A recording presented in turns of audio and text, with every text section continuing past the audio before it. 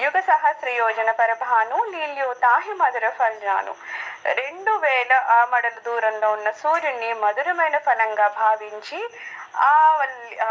ఆవలీలగా తాకావు. ఒక చిన్నప్పుడేనంట అబ్బాయి పుట్టినప్పుడే ఉరికిన దూరం నుంచి చూస్తాడు. చిన్నపిల్లవాడు ఆడుకుంటూ ఉంటాడు. దూరంగా ఆ సూర్యుడు ఎర్రగా బాగా కనిపిస్తుంటే అదేదో పండు అనుకుంటాడు. పండు అనుకుని అమాంతం వెళ్ళిపోయి ఆ సూర్యుడిని తీసుకొని నోట్లో పెట్టేసుకుంటాడు అనమాట. సో ఇక్కడ ఏం చెప్తారు, మీరు 2000 ఆమళ్ళ దూరంలో ఉన్న సూర్యుడిని చాలా అవలీలగా వెళ్ళి ఆయన్ని తాకి నోట్లో పెట్టుకోగలిగినప్పుడు ఇక్కడ ఏమవుతుంది, ప్రభుముద్రిక మేలిముఖ మాహి జల్తిలాగి గయ అచరజనాహి. శ్రీరాముడేమో తన ఆనవాలుగా ఒక ఉంగరాన్ని ఇస్తే దాన్ని నోట ఖర్చుకొని సాగరాన్ని దాటడంలో ఆశ్చర్యం ఏముందంటున్నారు. అంత చిన్నప్పుడే సూర్యుడి దగ్గర వరకు నువ్వు ఒక్కసారి ఎగిరి ఆయన్ని వరకు చేరావంటే ఇక్కడ ఒక సముద్రాన్ని దాటడం అంటే అదేం పెద్ద ఆశ్చర్యం ఏముంది, ఆల్రెడీ మీరు అంతకుముందు అలాగే సూర్యుడి వరకు మీరు వెళ్ళారు కదా అని చెప్తున్నారు. దుర్గమ్మ కాజ జగతికే జేతే సుకుమ అనుగ్రహ తుమరే తేతే. విశ్వంలో అసాధ్యమైన కార్యాలు నీ అనుగ్రహం వల్ల సులువవుతుంది.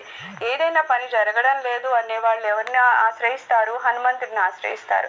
ఏదైనా మిగిలిన వాళ్ళకి అది కష్టం అవుతుందేమో, కానీ ఎవరైతే హనుమంతుడిని ఆశ్రయించారో ఆయన ఆశీస్సులు ఎవరైతే పొంది ఉంటారో వాళ్ళకి అది కష్టం అవదట, అది సుగమం అయిపోతుంది. చాలా తేలికగా ఆ పనులు సమకూరుతాయి అన్నమాట. రామద్వారే తుమ రఖవారే హోతన ఆజ్ఞ బినుపై సారే. నువ్వు శ్రీరామద్వారానికి కాపలా కాచేవాడివి.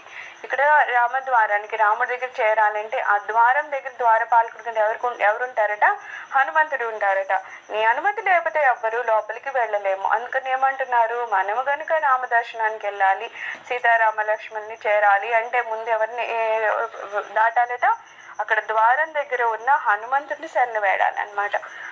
తర్వాత ఏమంటున్నారు, సబ్ సుఖుల హే తుమ్ రీషన్న తుమ్ రక్షక్క హూకోడన్న. నిన్ను ఆశ్రయించిన వారికి సమస్త సుఖాలు కలుగుతాయి. నీ రక్షణలో ఉంటే ఎవరికి భయం పడాల్సిన అవసరమే లేదు. అసలు చాలా ఎక్కువగా హనుమంతుడు దేనికి ఫేమస్ అంటే, ఒకసారి హనుమంతుడిని చేరాక వేరే భయాలు అనేది ఎవరికన్నా ఉంటాయి అంటే ఏమీ ఉండవు. ఎందుకంటే ఆయన అంత ధైర్యాన్ని సమకూరుస్తారు.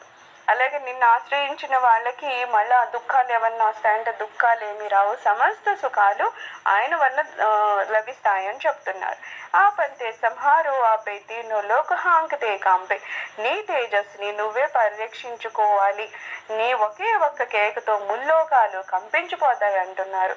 ఇంకనేమంటున్నారు, నీ తేజస్సు ఏమన్నా తక్కువ లేదు. నీ తేజస్సుని అడ్డుకునేది లేకపోతే దాన్ని తట్టుకునేది కేవలం నీకు నువ్వే తప్పితే ఈ ముల్లోకాలు కూడా భయపడతాయ్యా. నువ్వు తేజస్సుని గనుక పెంచేవంటే అందుకని నిన్ను నువ్వు సంభాళించుకో. నువ్వు ఒక కేక పెడితే చాలు ముల్లోకాలు భయపడతాయి, అందుకని సంభాళించుకో అని ఇక్కడ చెప్తున్నారు. భూత పిశాచి నికట నహి ఆవే మహావీర జవ నామ సునావే. ఓ మహావీర, నీ నామస్మరణతో భూత ప్రేత పిశాచాదులు దగ్గరికి రావు. ఇక్కడ మనం గుడిల్లో కూడా చూస్తాం కదా, హనుమంతుడి గుడిల్లో ఎవరికన్నా భూత పిశాచాలు పడితే అక్కడ తీసుకొని వచ్చి కూర్చోబెడతారు కదా. సో స్వామి వారి ఆ నామస్మరణలో ఆయన ఆశ్రమం చేరిన వాళ్ళకి భూత పిశాచాలు పట్టినా సరే అవి వదిలేసి వెళ్ళిపోతాయి అన్నమాట. సో ఆ రకంగా కూడా ఆ స్వామివారు కరుణ చూపిస్తారట. నాసే రోగ హరే సమపీర జపత నిరంతర హనుమత వీర. నిరంతరము హనుమంతుని స్మరిస్తే రోగాలన్నీ నశించిపోతాయి, సమస్త పీడలు తొలగిపోతాయి.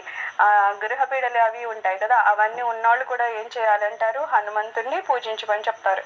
ఎందుకంటే హనుమంతు పూజ చేసినప్పుడు వీళ్ళకి ఉన్న రోగాలు అవన్నీ లేకపోతే గ్రహ పీడలు అవన్నీ ఏమైనా సరే పోతాయి అనమాట. అందుకని నిరంతరము ఆ స్వామివారిని జపిస్తూ ఉండాలని చెప్తారనమాట.